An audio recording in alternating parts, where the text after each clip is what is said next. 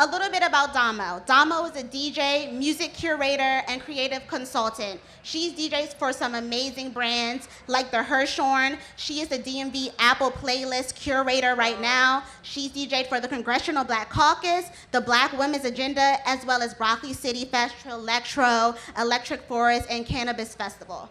Not only does she have her finger on the pulse of music and all things creative, she is really working hard to maintain the culture here in the DMV and is an active member of the Don't Mute DC campaign. Come to the stage, mother. Come on. It was cute. Did you tear up a little bit? Thank y'all. Thank you all for being here. Thank you, Kelsey. Thank you, Crystal. I appreciate y'all. At this time, we're going to get started. We're going to welcome all of our fine panelists to the stage. So we're going to have all of our Wonder Women come on and bring yourselves to the stage, and we're going to have them each introduce themselves, let you know who they are, what they do, why they're important to the culture and music and art and different creative sectors. So right now, let's welcome everyone to the stage. Hands up, hands together for that. Let's go.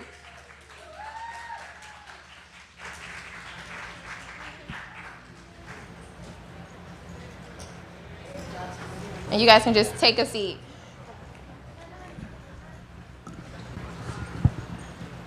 I'm going to sit next to you. All right. Gia, if you want to go ahead and introduce yourself, and then we can pass our mics down. And just scoot on down. Let's not leave any gaps. Test. Can y'all hear me? Everyone close all these gaps. Yes. This mic isn't. Not loud enough. Let me hear that mic. Can I see, Poet, may I see your mic? Test. Oh, yeah, this mic is much better. Okay. I guess we'll just put this mic here for now. Okay. All right. Hi, everybody. Hey, everybody come sit down. If you're standing in the back, that's so weird. Come sit. Okay. All right. So, hi, I'm Gia Peppers. I'm an on-air talent, entertainment journalist from right here in the DMV.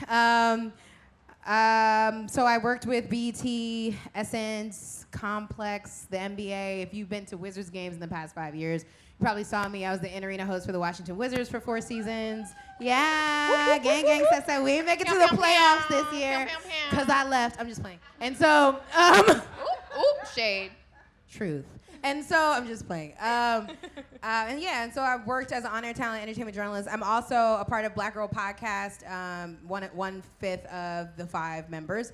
And I'm a Girl Last supporter. Yes, one of our first guests. Yes. Hey everybody, my name is Kim Tignor, and I am the founder of an initiative called Take Creative Control that basically works to make sure that all of us are thinking about and are properly protected when it comes to our intellectual property works, right? We're at this critical moment where tech innovation has allowed all of us to become entrepreneurs, to be able to share our works in ways. Oh, thank you, ladies, thank you. I gotta hold it up here. See, yes. Gia's very good with getting it out. So essentially what we do is that we work to make sure that everybody is thinking about their intellectual property protections. You guys are, moving culture. It is the center. We are the center of everything that is hot and moving. And so it's so critical that we understand how to protect our work so that we can monetize it and control our narratives. So with that. Thank you, Kim. I love that. Hi, I'm London Zhiloh. As you know, I've done tons of work on social media, all over billboards. I do work in the community with my women's group called Yoni Love Circle. We come together, we vent, we talk about everything, topics, whatever's going on in our lives. We really just come together, write our goals, and just spread love in the community. That's what my goal is right now, is to continue to spread love with my brand. By really just spreading my awareness that I have with the companies that I work with, I want to give the opportunity for younger people to actually do the same thing. I have a mentorship program that I'm working on where I allow other models to come and learn how to work through the industry, the ins and out of the industry, what it takes to actually get to where you want to go. Absolutely. So thank you for coming. I'm so excited. Thank you all for having me here. Thank you for being here. Good evening, everyone. How are you? Wait a minute. This food, this moment, this panel. Good evening, everybody. Good evening. Let Poet get y'all together real quick. Look, Okay. we want this energy. I am Okay. Poet Taylor, credible messenger, community engager, host of Midday Shenanigans on WPGC 95.5. I am the DMV correspondent for Dish Nation, the curator of Black Girls Walk, which was an initiative to get people to just walk. If you just walk 30 minutes a day, every day, it'll change your life. Not only that, I believe in our narrative, which is why I started edutainment. When I looked at radio and television, I noticed that when it came to people of color, we will always entertain you. We'll tell you where the parties are. We'll tell you where to pop bottles. We'll tell you to meet Bay.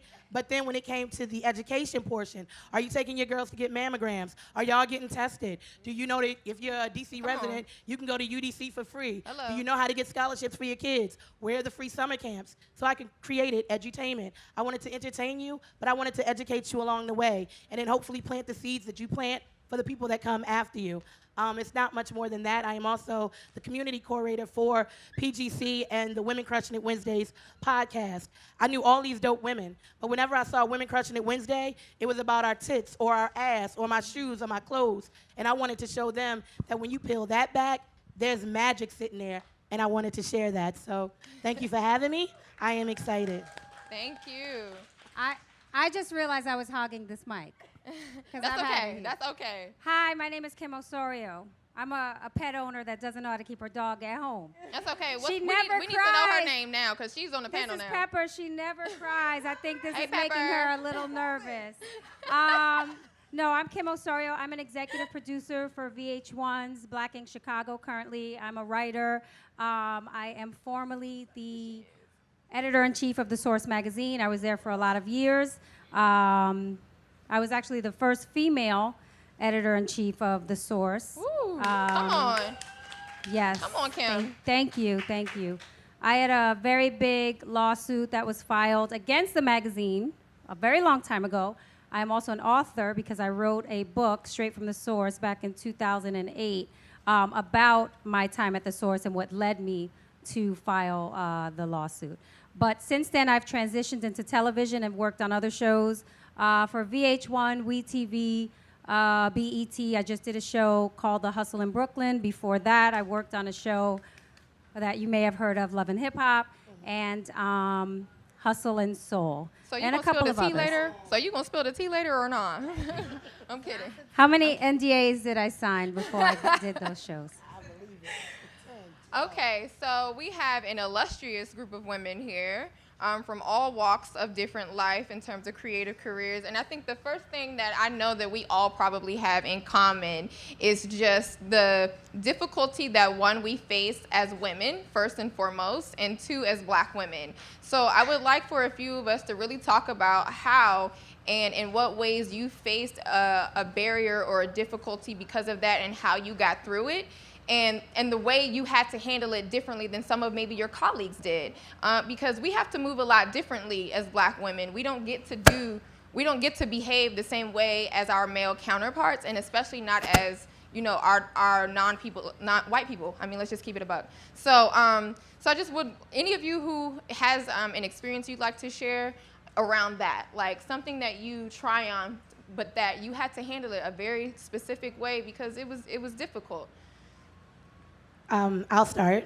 I am not only a Black woman, but I have the audacity to be curvy. So I would find at times that people would look past me when I walked in the rooms. The blue hair probably didn't help either. What I learned was that my voice still had power. And I know it's hard to believe that somebody can look past you and then you run your resume back to them, but that's how I learned how to navigate. I would allow people to not see me sit at a table and then wait, and then I'd speak, and no one could shut me up. Right. I think a lot of times we walk into rooms and we think the minute we say that we don't agree, we'll be tagged as the angry Black woman, but in those moments, I encourage you to still speak, because you're probably speaking exactly what needs to be said at that table in that room. The second thing is I put my blinders on. You will share what you want to do with people who have never dreamed before, so they won't see it. Right. And they will somehow manage to talk you out of your vision. So what I learned to do was, I'm not going to tell you. I'm not posting it on the gram. Now you see me sitting on the panel next to Kim Osorio. I don't have to tell you that. Now I'm sitting with Girl Up. I don't have to tell you. Show. Right. Show up and then show out. Right. Is how you deal with all those things. Absolutely. I'm gonna give as short as an answer as I can to that question because a lot of people do know me for filing the lawsuit, and in brief, it was a lawsuit for sexual harassment, gender discrimination, and retaliation and defamation. I actually won on retaliation and defamation. So I was not successful in the sexual harassment and the gender discrimination case. I believe if that case was filed in the Me Too movement, it would have been a lot different. Right. But back then, it was 2006, and it wasn't the thing to do. And I know that filing that case has opened the door for a lot of women to come to me and talk to me about the struggles that they face, just having to go through their own harassment and discrimination as women. So I am very proud of taking that stand and being able to speak up about it, because I think that it's all very subjective when you go to work. You go to work and someone may like you, they may want to date you, and it doesn't necessarily mean that they can't. But if you are offended by that as a woman and you tell someone to stop, then it's against the law for them to continue doing that when you go to work. So there were a lot of things that went on. I talk about it in the book. I think 10, 11 years later, just watching women speak up and really kind of put their foot down and say, we're not going to take this, is just something that I'm proud of, proud to have been a part of early on. I think I'm going to chime in myself, because the thing that I've seen happen a lot is people who misconstrue a fun environment for just that and not still being at work. I think that a lot of the spaces that we often find ourselves in are events where there's drinks or performances and parties and things where you can have fun and feel like you can let loose, but you're also around your peers and people that you work with, or if it's a business-related event, even though it is fun, even though you can't come in your Adidas and your sweats and a t-shirt, you're still at work. So I think the thing that I find is that women needing to always constantly be aware of that space, that we have to be much more aware of ourselves in those spaces to carry ourselves like we're still at work.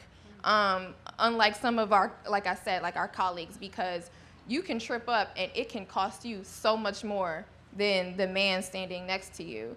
And you don't get to just be like, oh, I had a little something to drink or something like that. So it's really just being, sometimes even for yourself, just taking it a step further to be mindful of the space that you're in, even if it looks fun and it's supposed to be fun, your ass is still at work.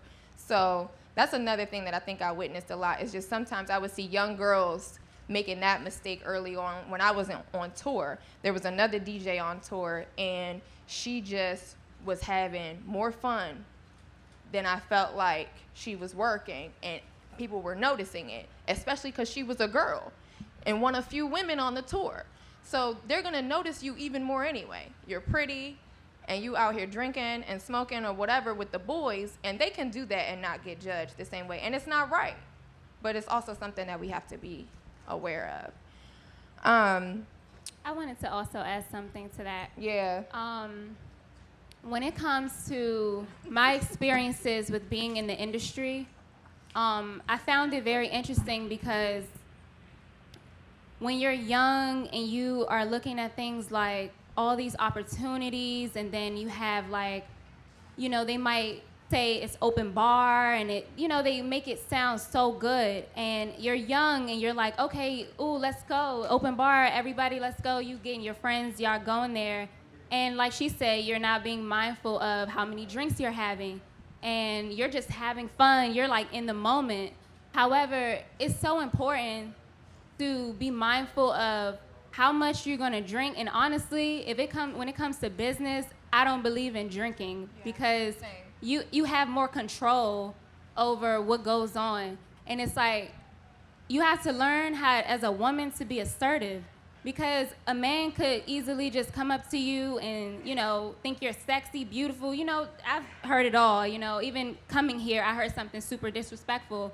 And it's ways that you go about it. Like, you don't necessarily want to give them the same energy that they're giving you. You give them a look like, oh, I'm not to be played with. Like, you really show them that, who you represent yourself well. And if you're drinking, you're kind of like unconscious of what you're doing. And people are watching that always, even if you think they're not, So it's very important to stay on point with that as a woman, because I experienced the same thing where I learned a little, like now I'm learning how to, okay, I'm gonna sit back and observe versus, oh, I'll take a drink, just because I want to have some fun.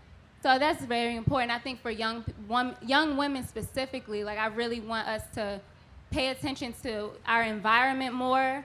I want us to look at ourselves as more of an influence than pretty much looking at social media and seeing, oh, I want to do that just because somebody else is doing it. Really looking at ourselves and taking that stand for ourselves.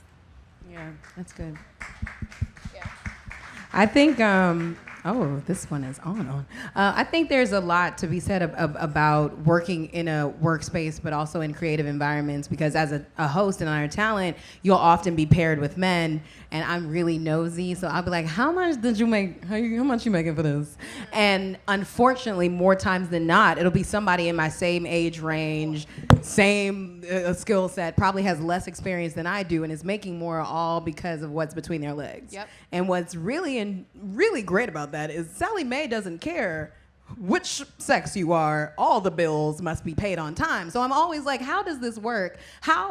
When you are in these spaces, when you are in these budget meetings, what is the deciding factor that you give me less than my co-host? And so what I've been really fighting for, now I'm the type of person that I'll walk away from gigs. Like I've walked away from really great gigs if I don't feel that I'm being compensated for, respected, if I feel like there is something there that it's just not right. I'll be like, this isn't for me. And I absolutely believe that all women... And talk about the importance of having community, because you and I have exchanged, like there have been opportunities that I've gotten, and I'll call Gia and ask her, like, do you think that this is reasonable? Because I know that she and I have that relationship. So it's important that you even have community with other people in your other women specifically, where you're gonna look out for each other, because I will quickly text her and say, ma'am, does this sound right to you? If I'm not sure, if we're not at a point where you have an agent or representation or people who are moving parts in between you, which most of us don't, but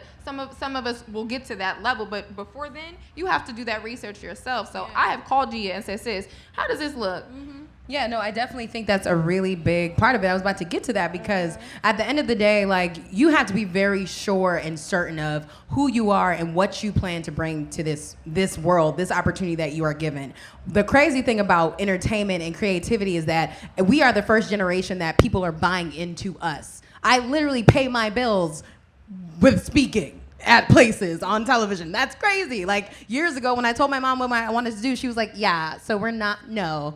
You Get can't your degree, do that. sis. Right. What do you sound crazy. And now she's like, girl, I'm like, I'm good, Mom. Like, I'm really good. And so I think you have to be very well aware of what you will and will not accept before you walk in the door. Like, if there's something that you feel is completely off, understand that there will be more opportunities for you, and you can walk away if you feel like, oh, okay, so I'm only getting this versus that, and you can even bring it up. It's about how you say it and how you do it. And then it's also about having sisters that you can call. Like, my friend Scotty just left a major opportunity on the table because she didn't like how she was being treated. Right. You can do it. At the end of the day, people will understand. And now when people move forward, they'll understand, like, you can't treat women in general, like every single battle will be for the next woman. And so a lot of times I think you have to be knowing that important. you can stand your ground. Right. And that's okay, because frequently that's what men do. They say, let me counter that rate. I do it all the time. People may try to get me to DJ something that I know you paid the other guy $1,000 for, so I'm definitely upping him because I'm better than him.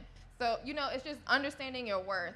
And to segue, because Wait, I'm gonna do, and I promise. No, go ahead, Kim. It'll be fast. No, don't. Kim got the legal you don't have facts to and be stuff. fast, because I was just about to tap into your whole thing. But it's so, but this picture, so your question is so perfect, because here's the thing, y'all.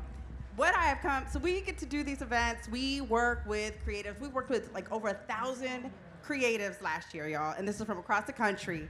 And I cannot tell you, they come for women of color. They come for Black women. They steal our ideas, our flavor, our sauce like no other group. Ooh, and I need y'all to understand this, because it's from Maxine Waters on the Hill to Eyebrows on Fleek. Like, there is the sauce, the virality of the content that we create from the words that we use and the way that we use it, right? But the thing is that we are so hot and so just amazing to watch, and yet we are the least likely to be thinking about the monetization, the potential, and the value of the ideas and creative works that we're putting out there, right? So just, I just wanted to end it as the lawyer on the panel.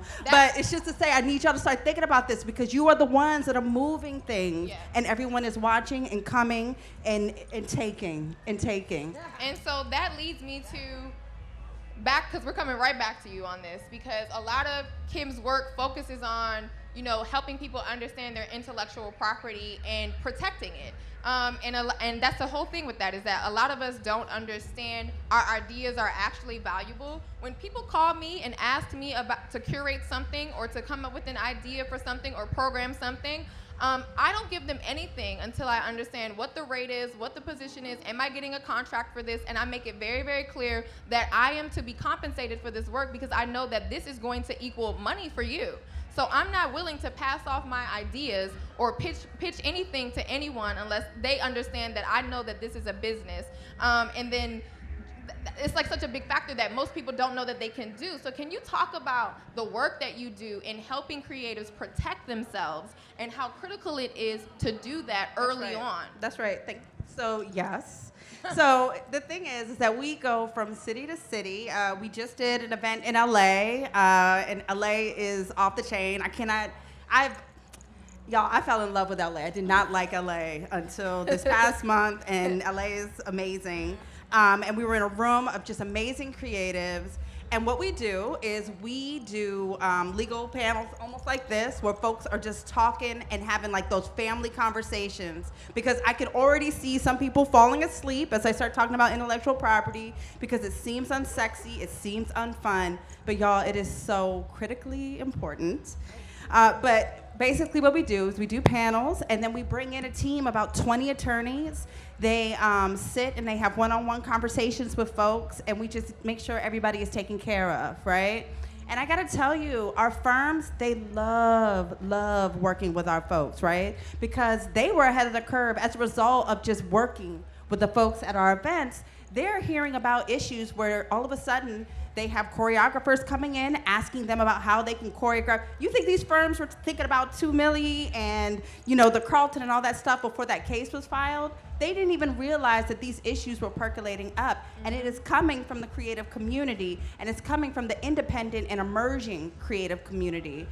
So we will be here September 9th. We're coming back to DC because we always come home. Yes. And Gia hosted us last year. She was fantastic. So I hope y'all make it a chance. You do come out, but in the interim, you can follow us online. And we'll be sharing that information too. And so we have all sorts of, because a lot of this stuff, y'all, you do not need to lawyer up right away. Yeah. It's just more about moving in a way that eventually you will be lawyering up. Can you tell people some of the quick things that they could literally do like tomorrow to protect themselves on certain levels? Like quick things that aren't even that expensive. So one thing, like let's say you're putting, let's say a poem, right? Let's say you put a poem out on your Instagram. What you need to do is you take a screenshot of that, email it to yourself, have that date as to the first time you shared that with the world, right? Because let's say 10 months from now, you're walking down the street and you see that on somebody's handbag, right? Well, you now have a written, memorialized record of the fact that you were the first person to put that out into the universe, right? Yep. It's your copyright. Because y'all, what you don't realize is that your copyright protections, they come into place the second you put it to paper. That is when the copyright starts. It's not when you register with the Copyright Office, although that is a good step to take. Kim's teaching me right now. You're talking to me. But it's in place. And I'm going to tell you another thing, y'all. When you go and you take these meetings with folks, it's called an NDA. Make them sign the NDA. Do not let them take your ideas from you, okay? So a non-disclosure agreement, you can just go ahead and Google it. Nice little template, right? And it doesn't have to be long. It can be very short. Very, very short. And that tagline that's at the bottom of people's emails that says, this is not to be shared, forwarded, or whatever the case may be. You can have that, sis. It's okay. Protect your stuff. Protect your stuff. So good. Okay, so we're going to talk about how when some of us maybe entered our respective industries, whatever they are, how you felt the need to probably fit in when you began and just trying to make yourself fit in, and what pivoted you to understand that the value was in just being your damn self, and that is actually much more valuable than trying to acclimate to your surrounding. So was there like a pivotal moment? Did something happen? And then what that transition felt and looked like? Was it painful? Like all of those things. Like, can you give a quick run on that? I think London's gonna. I think that so many times we run into, should I do this because it looks good, or this person is doing it, so I want to do it. You know, you get caught up in the perceptions, especially from social media, where you feel like you have to be something that you're not. And in my industry, like with modeling, acting, all the different things that I've done, I feel like the thing that made me excel the most is being myself. Like, I feel like I never really had to pretend that I was somebody else. So that kind of like made me stand out even more. And I'm short, like I'm so short. I'm like, I think I'm 4'11". So it kind of made me even more like, she's so short, what does she think? Yeah. You know, because all the other models, they're tall, they have their portfolios going to the agencies, and I just show up and I'm like, they're like, who you signed with? And I'm like, myself. Like, I'm just me. So that kind of made me stand out even more. And like, I made certain things about myself, like as far as even hairstyle, like I cut my hair all off, but I had the 2 buns. That was like my thing, my signature thing. So you finding things that stand out for you will always win. Like, you don't have to pretend to be nobody else. No matter what you want to do in your life, I think that's the most beautiful part about creating, because you can always just be you and find different things that you just want to do. And you can say you want to be whatever you want. You don't have to, you know, put yourself in a box. Like, people think, oh, you're the model from Instagram. No, I'm more than that. I have so many things under my belt. Like, yeah.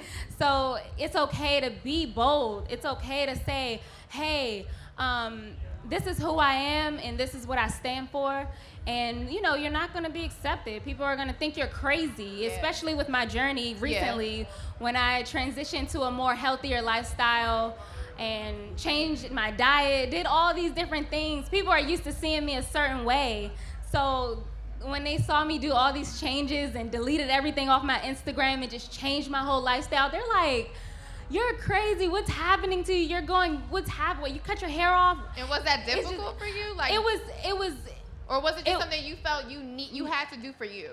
It was something I had to do for myself. Like, for the first time in my life, I actually felt more free than I've ever felt, because I was just like, oh, this is what I want to do. Nobody told me to do this. Right. Nobody said, you should do this with your hair, or you should wear this, or you should act like this. I literally woke up and said, I want to cut my hair. Right. And I cut it. Right. And it was great. And I enjoyed it. And I feel like when you express yourself, when you be like, oh, okay, this is who I am, and you know, you have your opinion, that's cool. I don't have like a dispute against people who have differences about me. I accept it all because it's beautiful at the end of the day. Love is hate. It's like, oh, you don't like what I'm doing? No, you actually love it. Thank you. Right, like, right. Look at you. A lot of times that's the greatest form of flattery. Someone that's really just paying too much attention to what you're doing. Paying way too much attention. I'm like, wow, you know more details about me than I even remember. Right. Right, you're keeping more tabs on me than I am. But I know that Poet has definitely experienced this in radio, because I'm positive that in the beginning of your career, they probably paired you with the man, thought you couldn't lead a show. It's funny. And I also know that's how I lost my first radio job. Right. So I have a lisp, which means I talk with my tongue. It was funny that you asked this question, because when I said I wanted to do radio, people that I thought were my friends were like, girl, you got a lisp. Ain't nobody gonna hear you talk with your tongue. Right. And I'm like, and Biggie is platinum with DJing. broads, and all he do is talk with his tongue. Yeah. Sylvester was a whole cat, and y'all loved him. So for me, when I realized that there are a lot of people who unfortunately have people in their lives putting seeds in them that continuously tell them that they can't, they won't, it'll never happen and can't be. Absolutely. What happens is you end up walking to school with these people who are now telling you what you're not going to be, what you can't be, what isn't it, and that's or really not. because they haven't embraced it for themselves. Yes, right? there are a lot of people out here who want to do Right. what you're doing, don't know how to say show me or help me. Right. So instead, I'm going to tell you how dope you're not. Exactly. In hopes that, I don't know what they plan to get out of And that. my thing is this, is that you shouldn't look for people to give you advice or encouragement who, At all. one, have not been where you're going and are not on that pathway, and two, have no idea what you're talking about. You should already know off gate. If you're talking to someone who has no concept of what you're trying to do, you should already just, let me set you to the side until, and you're going to. So I find beauty in everybody's story. I can walk around this room and talk to everybody in here, and if I listen twice as much as I speak, I'm going to take a nugget from each person, because everybody in here, have you been through something before? Yes. Made it through something that you thought you weren't going to make it through, woke up the next day like, my God. So for me, I'm not going to tell anybody that I don't want to hear it. Exactly. Your job when you engage people in God and the universe, allow your paths to cross, are to plant the kind of seeds to make the kind of change that you want to see. Absolutely. So when people tell me all the things I can't, again, nothing does anything better than showing up and doing it. The second part of that is representation matters. Yes. I got sick of watching shows and saw no black women, no curvy women, no butts, no tits, no afros, no curls. So what did I do? I sat back and said, I want to enter this space and show women exactly what I can do and what it looks like. And now, here we sit a couple years later. Girl, I knew you was always going to make it. God knew I was going to make it. And That's why okay. I'm here. And you- But okay, I'll let That's you. okay. And Okay, that's okay. sis, I'll let Because you. The thing is, that don't believe in themselves, you have to really consider that. People that don't believe in themselves, who've already let go of their dream or whatever the thing is that they wanted to chase or conceptualize for themselves years ago, and they quit or they stopped or whatever, it is going to be really difficult for them to see it in other people, and especially someone who may already have negative dispositions. So it's really your job to never take those things personally, because sometimes it's going to be your mama. Sometimes it's going to be your father or whomever. My mother's still telling me I made the wrong decision. Listen, let me tell you something. I'm pretty sure my father thought I was selling drugs up until a year ago. He didn't know how I was getting my check. But he gets it now. You know, he's seen the evidence. He knows what's going on now. And see, that's a kind of a different thing. That's like a generational thing. Yeah. They don't understand the new economy in terms of like career pathways, and that you don't have to be a doctor, teacher, whatever. And there's nothing wrong with those positions, but at the same time, know that there's much more that you can do, and you actually can sustain and live on a creative career. Or a non-traditional career, whatever that looks like. So I just really love to make sure that people who have dreams are not feeding into the people that don't, or the people that can't see it in you, because it's already, they're just not. Sometimes your journey is to help them see it in themselves. Absolutely. And I kind of wanted to hear you, Kim, only because at the time that you were at the Source, hip-hop was like men. So I'd love to hear about how you walked in the rooms and told people, no, they can't get the cover, this will be the cover. Or no, we doing it this way. To a group of men who probably looked at you like, if you don't go get my coffee. It's funny that you asked that. Can you guys hear me? Yeah. Yeah, you got to speak up a little bit. There you go. People often tell me stories about myself that I don't believe. So they tell me about the time you came in the room. I don't know if I'm getting old or what. But they're like, you remember when you told so-and-so this, or when you hung up on him, or when you cursed out, and these are like real people. I'm like, no, I don't remember that. Because I think when I was younger, being in that situation, I felt like I had to be hard. I felt like I had to act like a dude. I felt like I had to write like a man. And it's an interesting thing because I feel a lot differently now. I'm very, very comfortable being who I am, being a woman, being a mother. And I've been through a lot in my life that has helped me come to that point. But when I was coming up, it was a male-dominated magazine. And before I was the first female editor-in-chief, I was the first female music editor, I believe. Because women would come in and it was just like, oh, she must do lifestyle. She must do beauty. Wow. And I was like, no, I really do music. Like, I know all of the stuff that you know, too, about these records. And, you know, there was an era for me back then. I think the 90s, I'm an expert in the 90s, in 90s hip hop, right? I can't claim anything past 2005. There's too many lils, lil this one, little that one. I let my kids tell, I'm like, I don't know what that is. But I respect it. I respect the game, and I respect how the culture has continued to provide opportunities for us. So I think I'm different now, but yeah, there was a time where, and people would tell me, you write like a guy. And I wore it like a badge. Like I thought it was better than writing like a woman. And there's something wrong with that because it's not better. Actually, I prefer to write like a woman these days. Right. But I had to learn that. I had to learn that coming up during that time. And I actually think that we're blessed right now because we have so much support. I want to say something else about something that was said here about making connections or just having a support system of women, because I did a lot of preparation for my career. I went to college.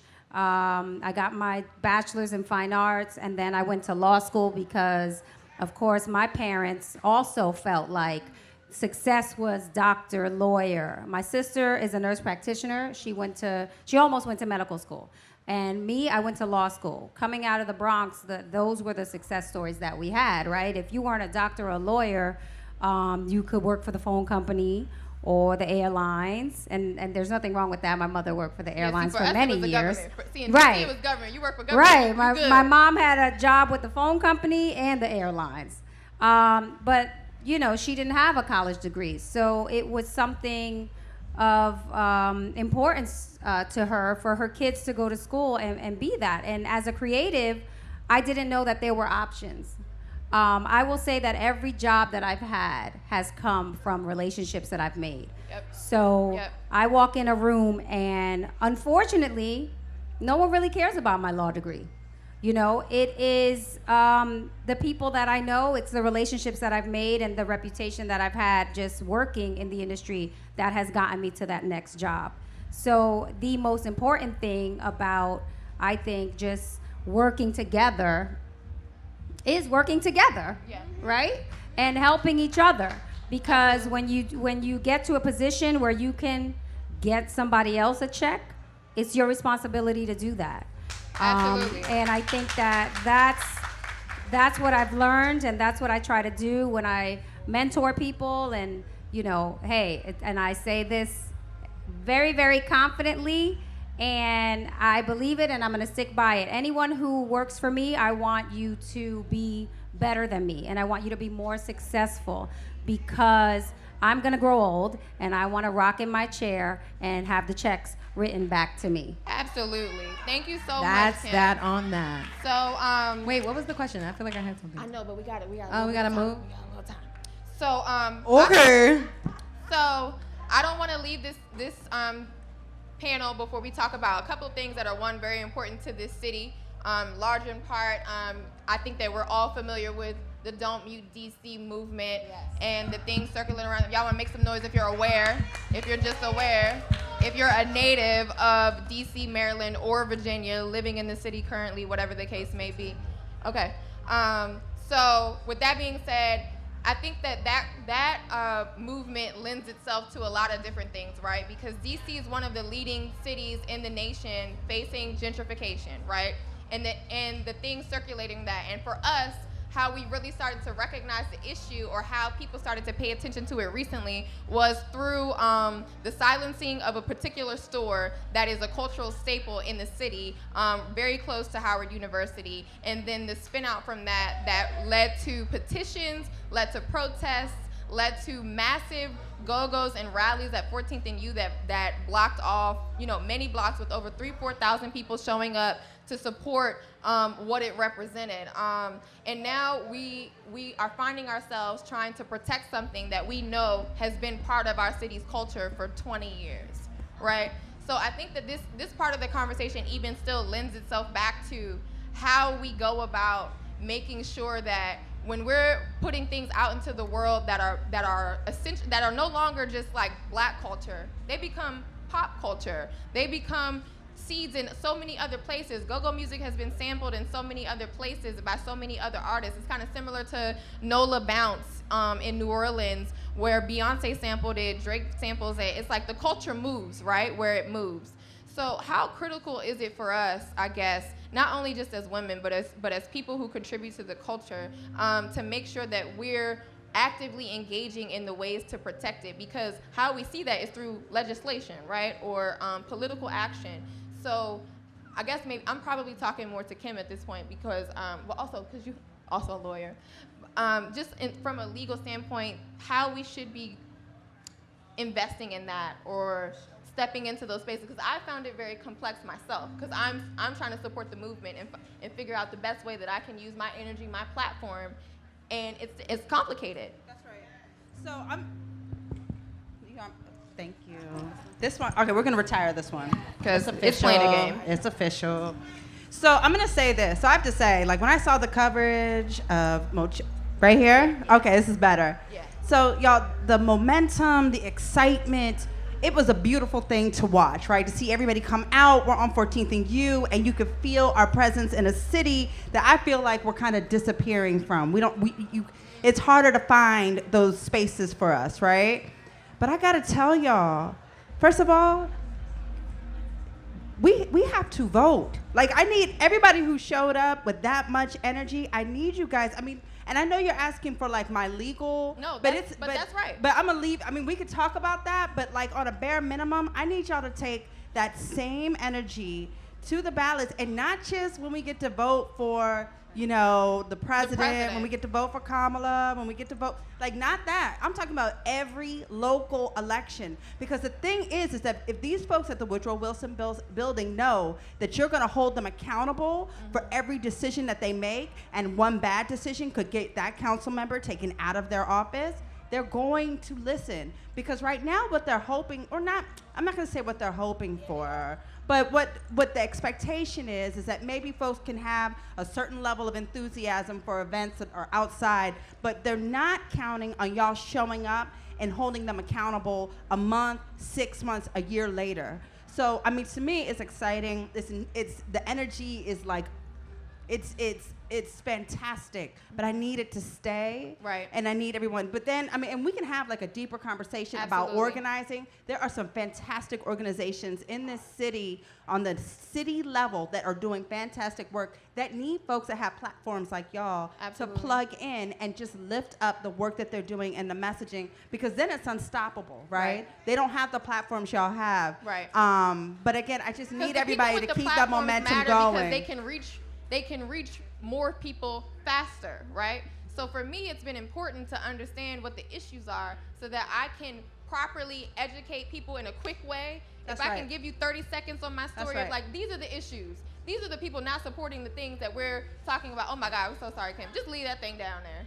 Oh my God. And that's the thing that's so important, because the folks that are doing the work, the people who are doing the policy work, the lawyers, we don't know how to talk to platforms. Y'all are the great communicators, the great storytellers of our moment, right? So we need you to help us share these stories, and to share these messages. So those partnerships are critical in getting our work and our message out there.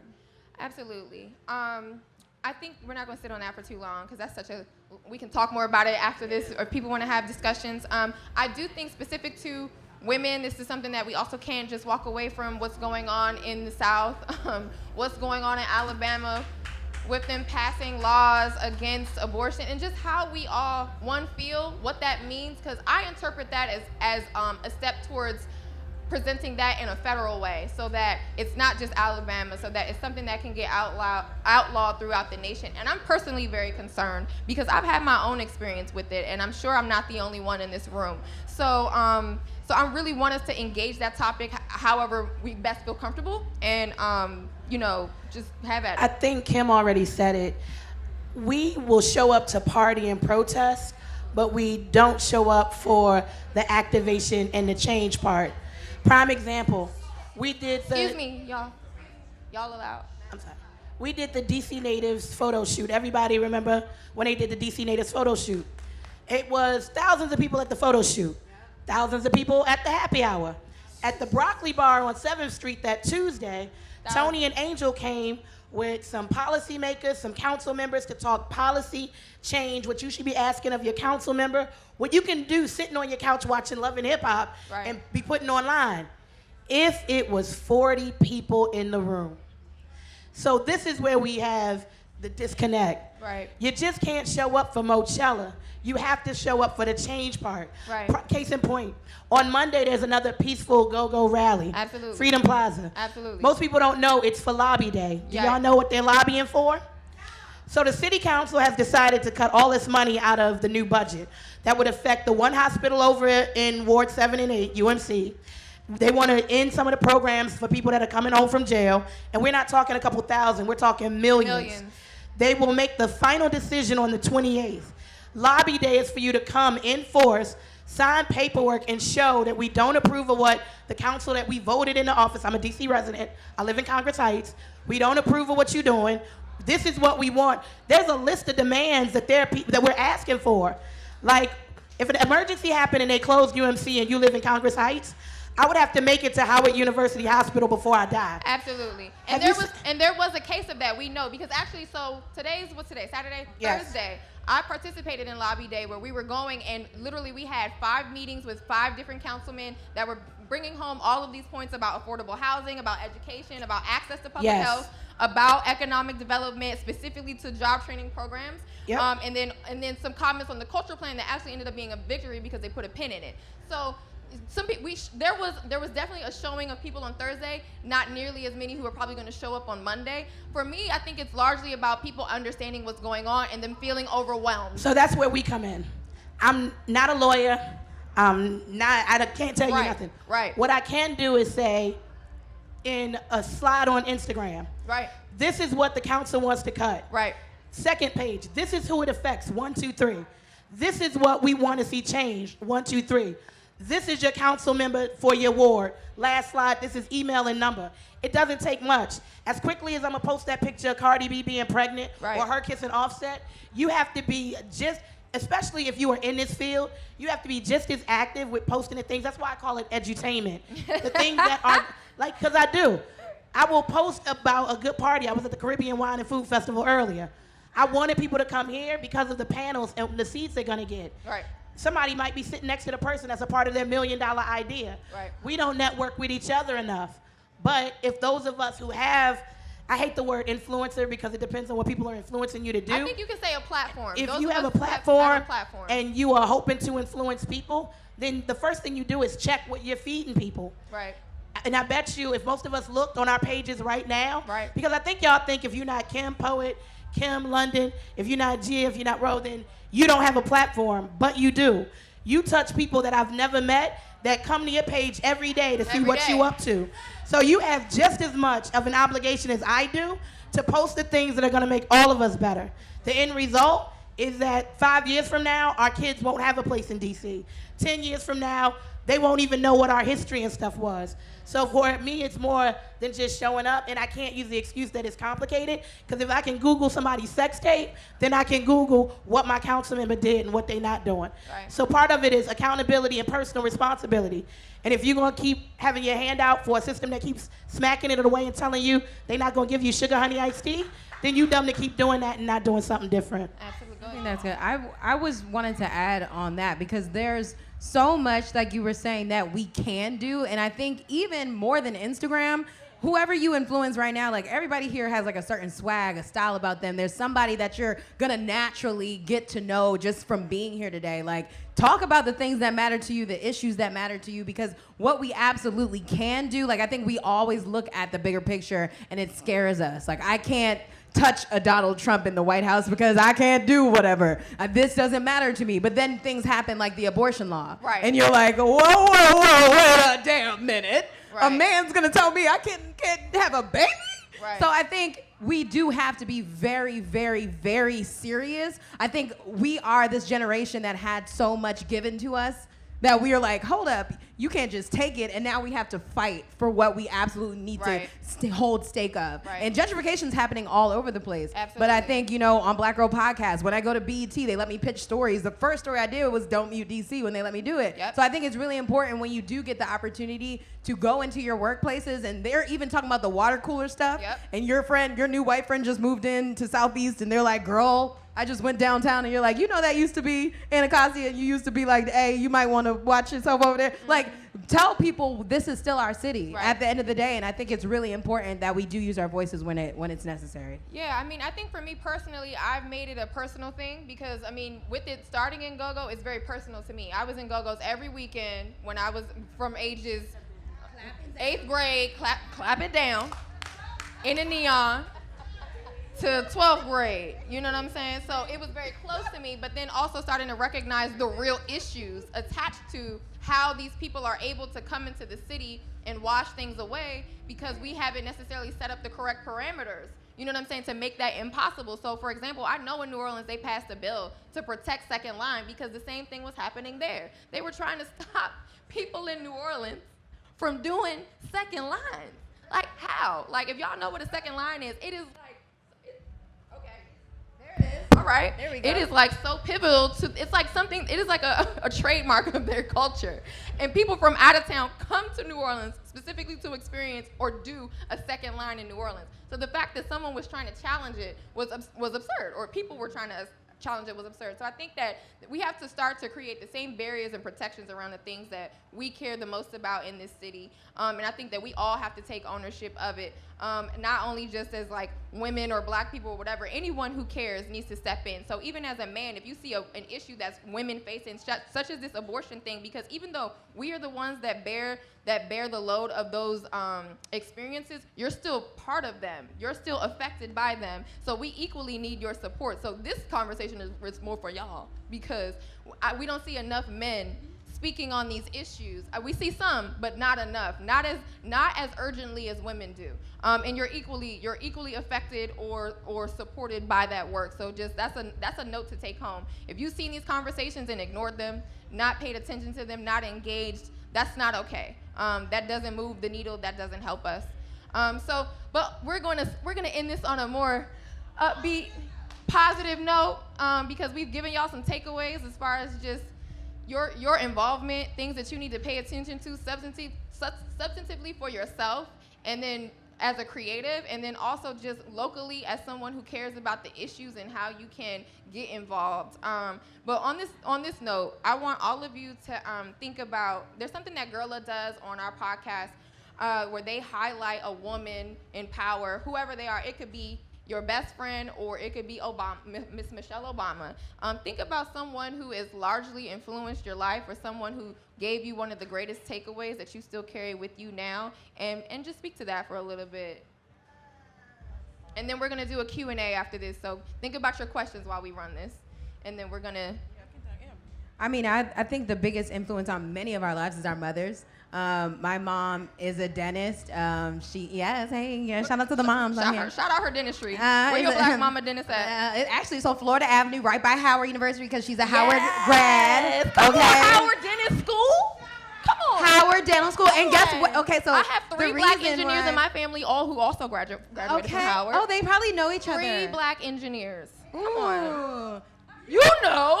Yes. Good. So I'm like an unofficial Howard student because my mom went there. Me too. And I grew up on the yard from 0 to 18, so Me too. unofficially I went to Howard. Yes. But so, as many of the black people in here did.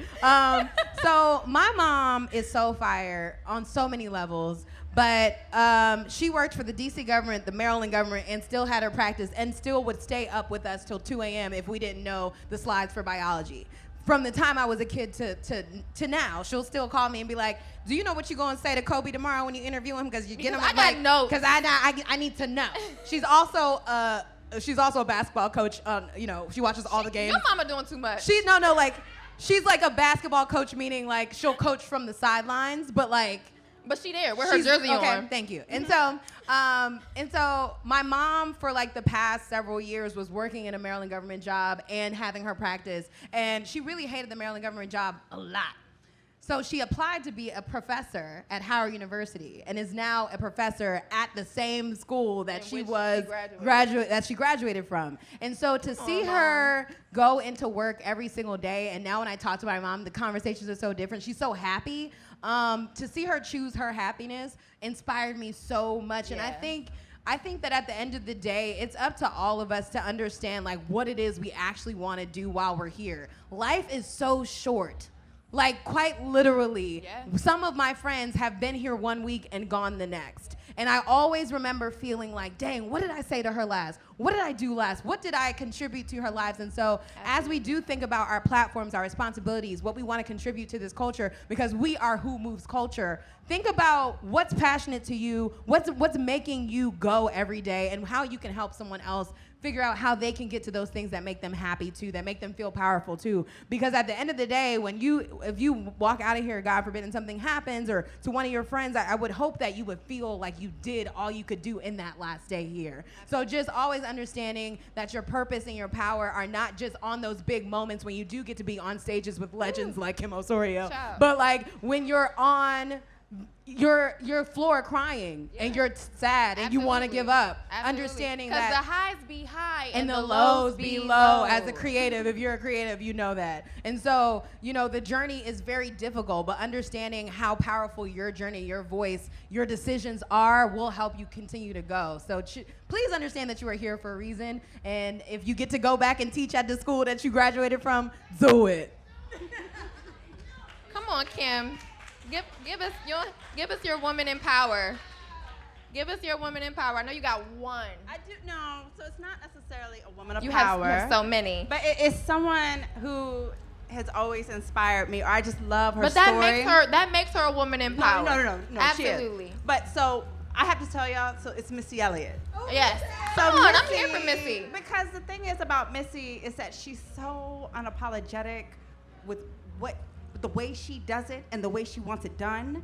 And I just love any woman that comes into a room and instead of adjusting to that room and that seat that was designated to her, she instead shifts and adjusts and makes the room fit her, right? And so I guess for me, any woman that's constantly doing it, and then Missy not only does she shift and recreate her own space, she then looks behind and pulls other women that are then able to do it and creates a space for us to do things in our own way.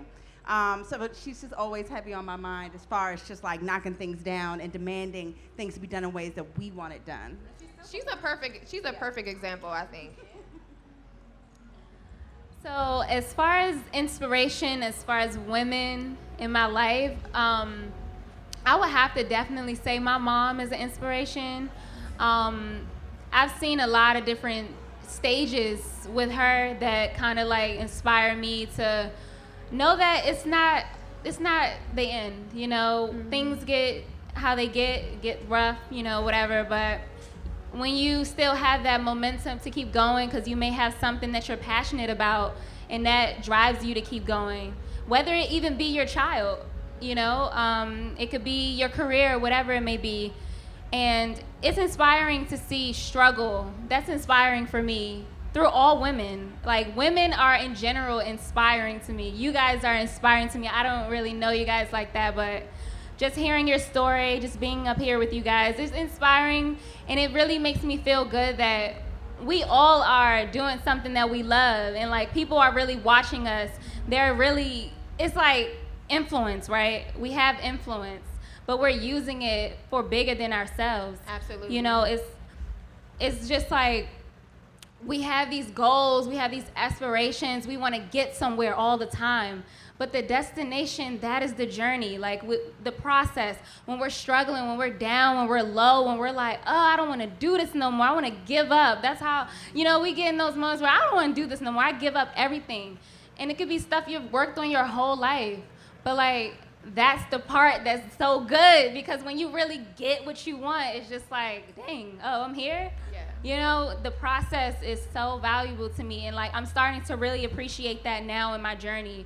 Not just expect so much, like, absolutely. Oh, and that you can decide to be finished, and that's okay too. Yeah, and like, that's another thing, deciding to be finished. I took a break in my career. Like, I took maybe 6 months. I was just like, I'm done. I just want to heal. Like, I want Right. to get myself together. I want to learn myself more. I want to dive deeper into who I am. I want to really know who I am and not what someone else molded me to be. I really want to just get to know this inner And was child. your mom like a critical factor in making sure that you stayed true to that? Yeah, she was actually the hardest woman ever. She was hard on me, really hard on me, okay? Like, she was just, you know, like, she wanted the best for me, you know what I'm saying? It's just like, your parents, they love you so much, and they're just like, get it. They want you to get it, but sometimes you may be different. Like, I'm different. Absolutely. I'm like, look, I don't get it. I don't know. And then she's like, you know, because she's so passionate about We it. gotta give it one hand clap for the mamas that you know just be on And your back. wait, my mom is actually sitting right here. Is your mom here? Where's your mom? That's not your mom. That's your mom? Yeah. That's your sister. That's No, not that's your my mom. No, that's my mom. Oh my God. And that's the thing, like, Hi, Mom.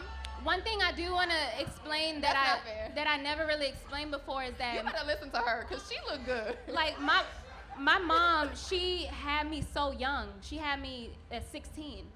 So yeah, we're like sisters at this point, but it's just like you really get to see, you grow up with your mom and you just learn all these different things, you experience different things, good or bad, whatever it is, but it is a part of your journey. Absolutely. And that's what makes me so strong. Like I feel the strongest I've ever been in my journey right now, because despite whatever I go through, even like today, I'm happy, but tomorrow I might get into my little weird mode where I'm not feeling like doing nothing. I'm irritated, but that's just me and I accept it. So that's another thing that I want to really let you guys know, that like whatever you feel is divine. Like you don't have to always feel so good. Like it's okay to Absolutely. accept that you don't feel good sometimes. You don't want to do nothing sometimes.